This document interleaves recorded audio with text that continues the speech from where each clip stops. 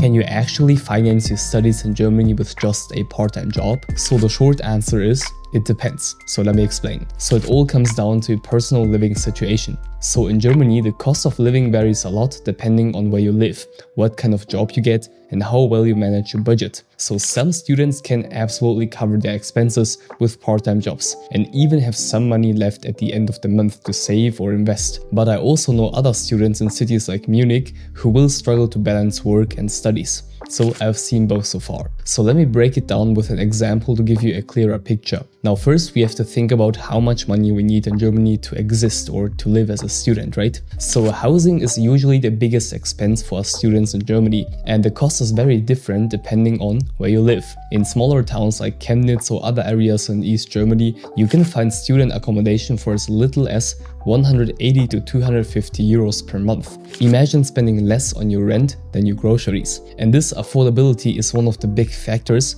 why students go to Eastern German cities to pursue their studies. Now this definitely takes a lot of financial stress off your shoulders and you can focus more on your studies. Now let's take mid-sized cities as an example. So Aachen. In these kinds of cities, you typically have a rent of around 300 to 400 euros. And this is a very normal amount in Germany.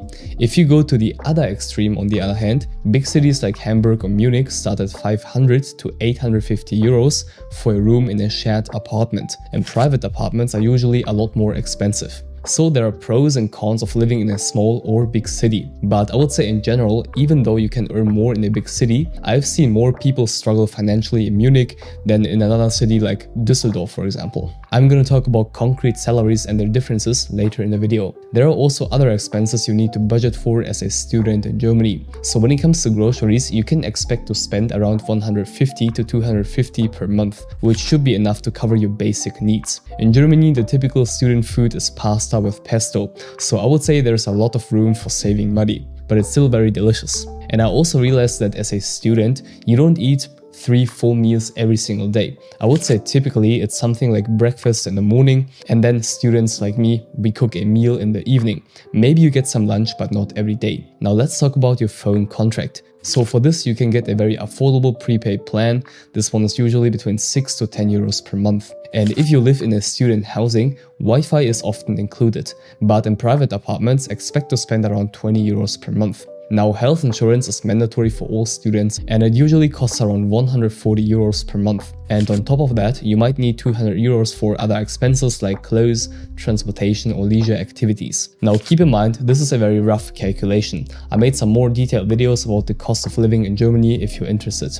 So if you combine everything, your monthly costs could range from 500 to 700 in smaller cities, and in bigger cities you might look at 900 or even more. And this should give you a good idea of how much you'll need to earn or save to cover your living expenses. Now the German government has set a financial benchmark of 992 euros per month for students in 2024. And this means 11,904 euros per year. And this is also the amount international students have to show in a blocked account to prove that they can support themselves.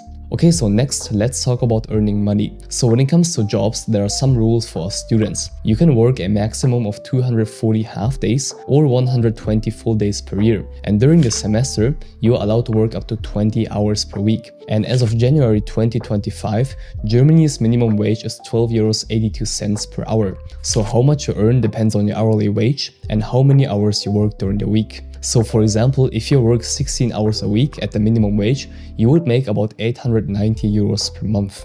If you work 20 hours a week on minimum wage, that goes up to around 1,112 euros per month. And remember, this is just the minimum wage.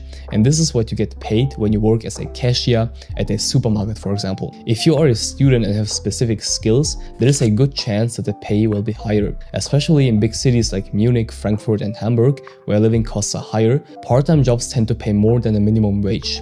So the hourly wage can go up to 15, 17 or even 20 euros. For example, if you earn 15 euros per hour, you could make 1,300 euros a month on a 20-hour work week.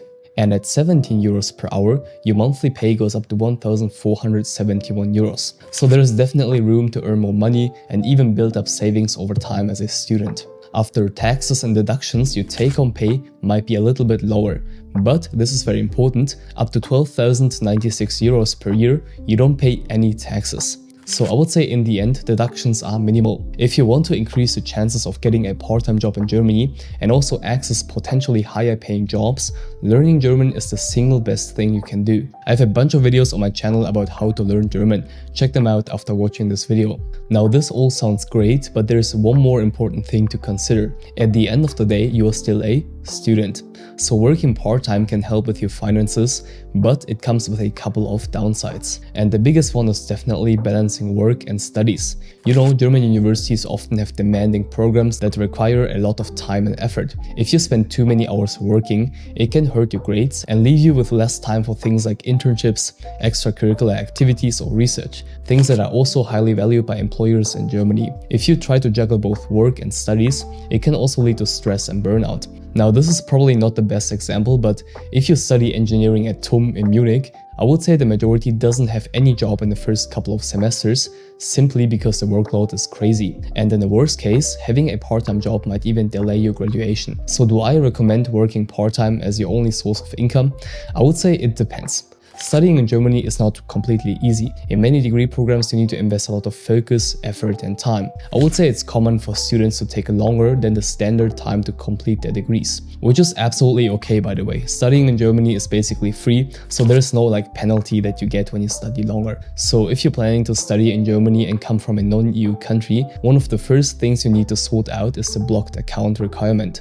Now, to get a student visa, you have to show proof that you have enough money to support yourself in Germany. And right now this amount is at least 11,904 euros or 992 euros per month. And this is to make sure you won't be relying completely on part-time jobs in your first year. Because at the beginning of your studies, they can be very unpredictable in terms of availability and income. I also have a dedicated video about the blocked account on my channel. If depending on only a part-time job sounds tough, there are also a couple of other ways to manage your finances. If your family can help out financially, even a little bit, it can take a lot of pressure off and lets you focus more on your studies. And scholarships are also a great option. If you want to study in Germany, you can also apply for scholarships based on your grades, financial situation, or other factors. Now, personal savings can also be a lifesaver, especially for unexpected costs like health emergencies or surprises when you live abroad. I always recommend people to combine these options because this way you're going to have a more stable plan and less stress about money. So I would say as a normal student, you can absolutely survive on these amounts.